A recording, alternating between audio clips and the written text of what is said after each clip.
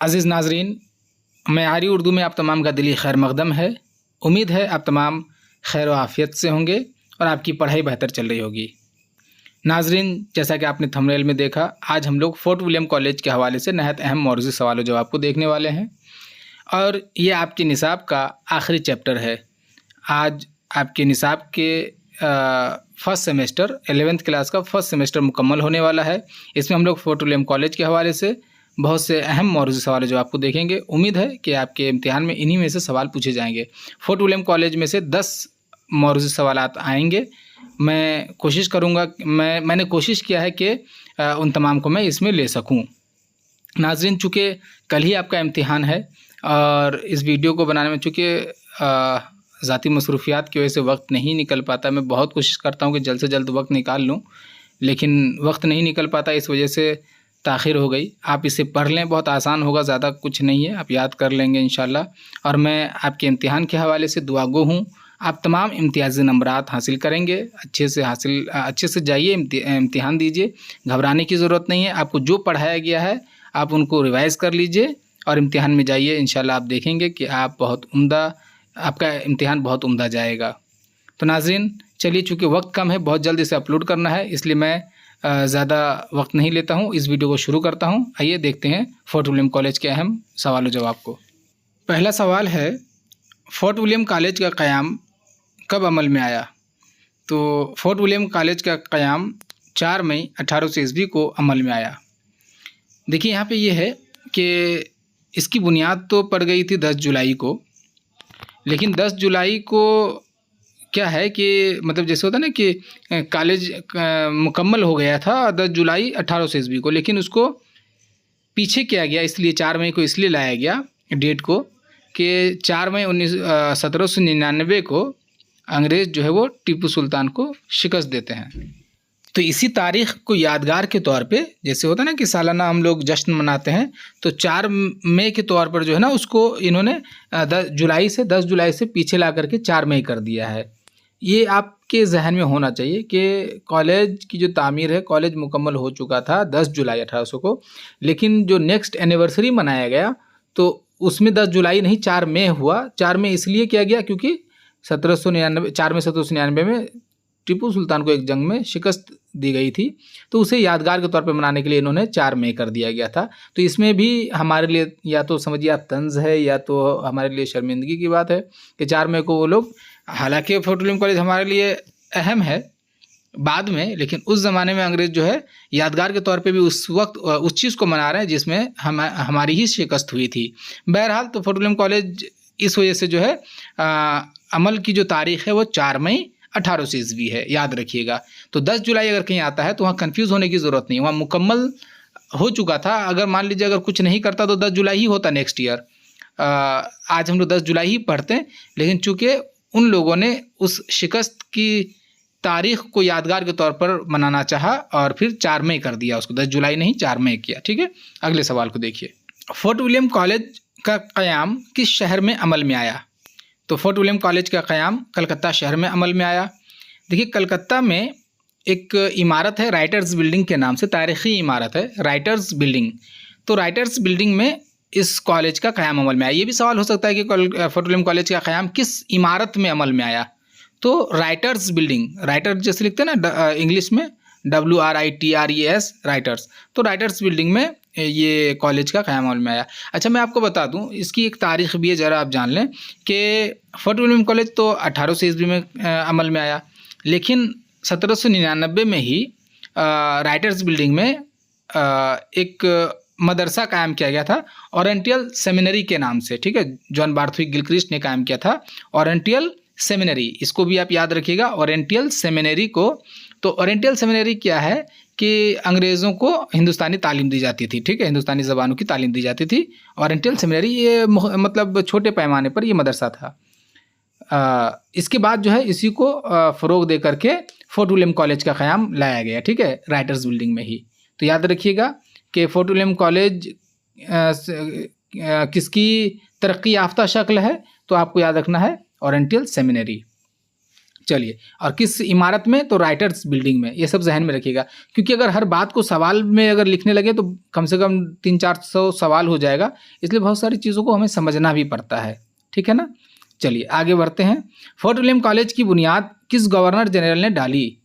तो fort William college की बुनियाद governor general Richard Colley Wellesley ने डाली।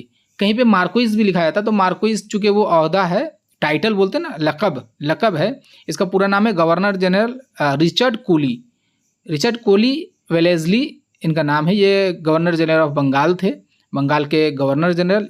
इसकी क़यादत में इसका क़याम अमल में आया। ठीक है, याद रखिएगा, लॉर्ड वेलेस्ली। अगला सवाल, फोर्ट विलियम कॉलेज के शोबा हिंदुस्तानी के सदर कौन थे? शोबा हिंदुस्तानी, तो फोर्ट विलियम कॉलेज के शोबा हिंदुस्तानी के सदर जॉन बार्थविक गिलक्रिस्ट थे।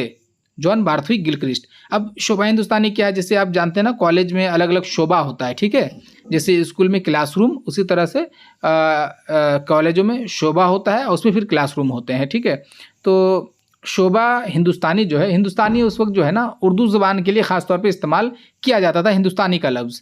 तो हिंदुस्तानी से मुराद आप उर्दू ही समझिए। तो शोबा उर्दू या शोबा हिंदुस्तानी के जो सदर थे, यानी एचओडी थे, हेड थे, वो डॉक्टर जॉन बार्थविक गिलक्रिस्ट थे।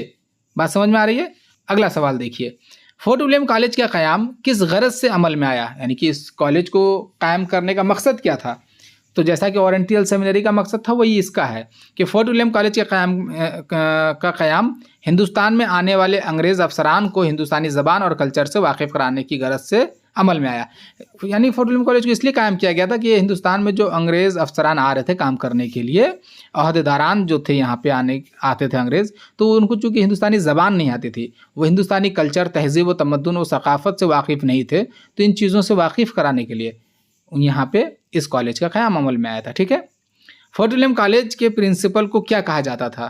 तो फोर्ट विलियम कॉलेज के प्रिंसिपल को प्रोवोस्ट कहा जाता था। अब जैसे हम लोग प्रिंसिपल का लफ्ज़ जानते हैं ना, किसी भी इदारे में जो सरबराह होता है, हेड होता है, उसको हम लोग प्रिंसिपल कहते हैं। तो फोर्ट विलियम कॉलेज की जो क़यादत कर रहे थे, रहनुमाई कर रहे थे, उनको प्रिंसिपल नहीं, उस ज़माने में वो लोग प्रोवोस्ट कहते थे। ठीक है, याद रखिएगा प्रोवोस्ट का लफ्ज़। और जो वाइस प्रिंसिपल था उसको नायब प्रोवोस्ट कहा जाता था। चलिए, फोर्ट विलियम कॉलेज के पहले प्रोवोस्ट कौन थे, यानी पहले प्रिंसिपल कौन थे? तो फोर्ट विलियम कॉलेज के पहले प्रोवोस्ट डेविड ब्राउन थे। क्या नाम है इसका? David brown. याद रखिएगा, शोबा हिंदुस्तानी के सदर डॉक्टर जॉन बार्थविक गिलक्रिस्ट और प्रिंसिपल पहले यानी provost David brown. Fort William college के पहले मीर मुंशी कौन थे? मीर मुंशी यानी कि जो टीचर्स होते हैं उनमें अलग अलग लेवल होता है ना, जैसे कॉलेजों में एक होता है असिस्टेंट प्रोफेसर, एक होता है एसोसिएट प्रोफेसर, एक होता है प्रोफेसर। तो प्रोफेसर इन लोगों से ऊपर होते हैं, तो इसे ही मीर मुंशी समझिए, मुंशियों के मीर, हेड। तो मीर मुंशी कौन थे? पहले मीर मुंशी। तो पहले मीर मुंशी का नाम है मीर बहादुर अली हुसैनी। याद रखिएगा, क्या नाम है? मीर बहादुर अली हुसैनी, पहले मीर मुंशी। अगले स्लाइड को देखिए, फोर्ट विलियम कॉलेज के पहले नायब मीर मुंशी कौन थे? यानी कि वाइस प्रिंसिपल या मीर मुंशी।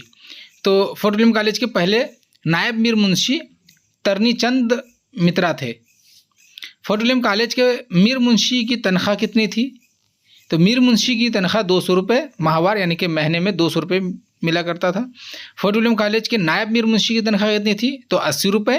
और फोर्ट विलियम कॉलेज के मुंशी की तनख्वाह, यानी कि 3 कैटेगरी है ना, मुंशी, नायब मुंशी और मीर मुंशी, तो मुंशी की तनख्वाह 40 रुपये माहवार थी। ठीक है, अगले स्लाइड को देखिए, फोर्ट विलियम कॉलेज की पहली मतबूआ किताब का नाम बताइए। पहली मतबूआ किताब इसे कहते हैं जिसको शाये कर देते हैं हम लोग। ठीक है, तो पहली मतबूआ किताब है बाग़े उर्दू। बाग़े उर्दू को 1801 ईस्वी में ही जो है शाये कर दिया गया था।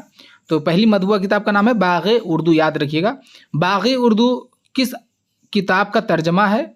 तो बाग़े उर्दू गुलिस्तान सादी का तर्जमा है। गुलिस्तान सादी एक किताब है, इसका उर्दू तर्जमा का नाम है बाग़े उर्दू। तो गुलिस्तान सादी का उर्दू तर्जमा बाग़े उर्दू के नाम से किसने किया? तो मीर शेर अली अफसोस ने किया। अगला सवाल, फोर्ट विलियम कॉलेज की सबसे मशहूर तसनीफ़ का नाम बताइए। ये सवाल आ सकता है कि सबसे मशहूर तसनीफ़ कौन सी है फोर्ट विलियम कॉलेज में? जितनी किताबें लिखी गई उनमें सबसे मशहूर कौन सी किताब है? तो फोर्ट विलियम कॉलेज की सबसे मशहूर तसनीफ़ का नाम बाग़ो बहार है। ठीक है, बाग़ो बहार सबसे मशहूर तसनीफ़ है। चलिए अगला सवाल, अगले स्लाइड को देखते हैं। फोर्ट विलियम कॉलेज में नए टाइप में शाया की गई चंद किताबों के नाम बताइए। नए टाइप यानी कि पहले जो है ना, पहले की आप जब तहरीरों को देखेंगे ना तो वो पुरानी तहरीर अलग थी, और जब इसको मशीन में टाइप की गई थी इन किताबों को, ठीक है, तो ऐसी किताबों में कुल्लियात मीर और सहरुल बयान अहम है। सहरुल बयान और कुल्लियात मीर को टाइप शक्ल में शाया किया गया था इस कॉलेज में। उसके बाद है फोर्ट विलियम कॉलेज के चंद मुंशियों के नाम बताइए। तो इन मुंशियों के नाम याद रखिए, क्योंकि ऑब्जेक्टिव में हो सकता है कि 4 दे दे, इसमें पूछे कौन है इसमें, तो इन नामों को याद रखिए, बहुत मशहूर नाम है। मीर अमन दहलवी, हैदर बख्श हैदरी, मीर बहादुर अली हुसैनी, मीर शेर अली अफसोस और मजहर अली खां वला।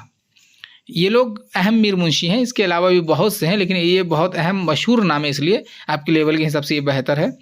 और एक बात आप याद रखिए, जैसे अगर पूछ ले कि फोर्ट विलियम कॉलेज के चंद अदीब के नाम बताइए, तो चंद तो नहीं होगा, एक ही पूछेगा ऑब्जेक्टिव में या एसक्यू में 2 पूछ लेगा। तो मीर अमन दहलवी, हैदर बख्श हैदरी लिख दीजिए, बहादुर अली हुसैनी को भी लिख सकते हैं। और अगर 2 शायर के नाम पूछ ले तो ये जो मीर शेर अली अफसोस और मजहर अली खां वला हैं, इन दोनों के नाम आप शायर में लिखेंगे। ये दोनों शायर भी थे और अदीब भी थे, तो शायर का नाम आने से सिर्फ इन दोनों का नाम लिखेंगे, अदीब में आप किसी को भी लिख सकते हैं। लेकिन मीर अमन और हैदर बख्श हैदरी जैसे बहुत मशहूर है, तो इनका नाम ज़्यादा बेहतर होगा। अगला सवाल, फोर्ट विलियम कॉलेज को कब बंद कर दिया गया? यानी कि ये क्लोज हो गया, ख़त्म, इसकी कहानी ख़त्म। तो फोर्ट विलियम कॉलेज को 24 जनवरी 1854 ईस्वी को बंद कर दिया गया था। ठीक है। अगला सवाल, फोर्ट विलियम कॉलेज को किसके हुक्म से बंद कर दिया गया था? तो फोर्ट विलियम कॉलेज को लॉर्ड डलहौजी के हुक्म से बंद कर दिया गया था। कायम हुआ था लॉर्ड वेलेस्ली के हुक्म से और बंद कर दिया गया लॉर्ड डलहौजी के हुक्म से। ठीक है। गवर्नर जनरल दोनों हैं, वो गवर्नर जनरल बंगाल के हैं, ये गवर्नर जनरल हिंदुस्तान के हैं, लॉर्ड डलहौजी। तो देखिए 4 मई 1800 ईस्वी को इसका क़याम हुआ और 24 जनवरी 1854 को इसको बंद कर दिया गया। तकरीबन 54 साल इसकी ज़िंदगी रही फोर्ट विलियम कॉलेज की, और इस 54 साल ज़िंदगी में काफ़ी किताबें लिखी गई और तर्जमा की गई। तो ये जो है फोर्ट विलियम कॉलेज के हवाले से है। अब हम लोग फोर्ट विलियम कॉलेज के अहम मुंशियों के हवाले से देख लेते हैं। मीर अमन दहलवी की 2 किताबों के नाम बताइए। मीर अमन दहलवी के हवाले से और बागो बहार के हवाले से जब हम लोग सर तीसरे दरवेश की पढ़ रहे थे तो उसमें हम लोग पढ़ चुके हैं, तो आप वहाँ से भी देख सकते हैं। मुझे पता है आप लोगों को ये सब याद है, लेकिन मैंने बस सरसरी तौर पे मीर अमन दहलवी की 2 किताबों के नाम बागो बहार और गंजे खूबी है। बागो बहार के हवाले से एक मसला मैंने उस वक्त पढ़ाया था 1804 ईस्वी। 1804 ईस्वी में इस किताब को शाया किया गया था, लेकिन चूँकि बहुत से बच्चों ने मुझे कमेंट किया कि सर स्कूल में जो है 1802 पढ़ाया जा रहा है, तो मैं क्या बताऊं और किसको किसको बताऊं कि 1804 है। दरअसल तहकीक के मुताबिक साबित हो चुका है ये कि बागो बहार 1802 में, यूँ समझिए कि 1802 में उसके चंद सफ़ात, 100 कुछ सफ़ात जो हैं वो कलकत्ता प्रेस से मंजर आम पर आई थी, किस्सा चार दरवेश के नाम से। तो इसको बागो बहार नहीं कहते। फिर बागो बहार जो है 1803 में मुकम्मल हो गई। मुकम्मल जो 4 दरवेशों की कहानी है मुकम्मल हो गई 1803 में, और 1804 में फिर उसे शाया किया गया। जैसे आज के दौर में आप देखेंगे कि 10 दिन में कोई भी किताब को हम लोग शाया कर देते, तो उस ज़माने की बात कुछ और थी, उसमें बहुत वक्त लगता था। तो 2 में 1 में लिखना शुरू किया, 2 में कुछ सफ़ात हिंदी मैनुअल जो कि गिलक्रिस्ट की है उसमें उन्होंने शाया किया, कुछ सफ़ात 100 के आसपास। 1803 में मुकम्मल किया, 1804 में शाया हुआ। लेकिन अब आपके स्कूल में अगर 1802 पढ़ा रहा है तो आप 1802 ही लिखिए। अब मैं उसमें कुछ नहीं कर सकता क्योंकि मार्क्स वही देंगे, लेकिन मालूमात में आप इजाफा रखिए कि 1804 में ही बागो बहार को शाया किया गया था। अगर आपके टीचर 1802 बताते तो 2 ही लिखिए। ठीक है।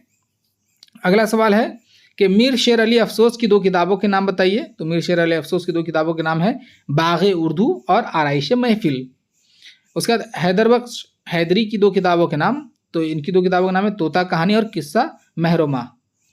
उसके बाद निहाल चंद लाहौरी की किताब के नाम बताइए। तो इनकी किताब का नाम है मजहब इश्क। तो ये चंद यहाँ के मुंशी हैं जिनकी किताबों के नाम, देखिए हालात ज़िंदगी भी अहम है लेकिन बहुत ज़्यादा नहीं है। आप मीर अमन के हवाले से जानिए, मेरे ख्याल से मीर अमन से ही जो भी आएगा सवाल, और फोर्ट विलियम कॉलेज के हवाले से बाकी जो भी मुंशी हैं उनकी किताबों को पूछ सकते हैं। तो मैंने यहाँ पे अहम किताबों को ले लिया है। तो नाजरीन, ये फोर्ट विलियम कॉलेज के हवाले से आपने देखा नहायत अहम मौजूद सवाल और जवाब को। मैं उम्मीद करता हूँ कि इसी में से कुछ सवालात आपके इम्तिहान में आएंगे और आप बआसानी इनके जवाब को दे पाएंगे। नाजरीन, मैं आपके इम्तिहान के लिए दुआगो हूँ। इंशाल्लाह आपका इम्तिहान बेहतर जाएगा। आप लोग अच्छे से फ्रेश होकर के, माइंड फ्री कर करके जाएं और इंशाल्लाह आप देखेंगे कि आपका इम्तिहान बहुत अच्छा जाएगा। आप इम्तियाज़ नंबरात ज़रूर हासिल करेंगे। मैं दुआगो हूँ। अब यहाँ से आपका पहले सेमेस्टर का निसाब मुकम्मल होता है। अब आप इंशाल्लाह इम्तिहान देकर के आएँ, उसके बाद हम लोग सेकंड सेमेस्टर की तैयारी में जुट जाएंगे। नाजरीन, वीडियो को अपने दोस्तों हिसाब से साझा कर लीजिए ताकि वो भी इससे इस्तेफादा कर सके। चैनल पर नए हैं तो चैनल को सब्सक्राइब कर लें और वीडियो के हवाले से कमेंट बॉक्स में इजहार ज़रूर करें। अल्लाह हाफिज़।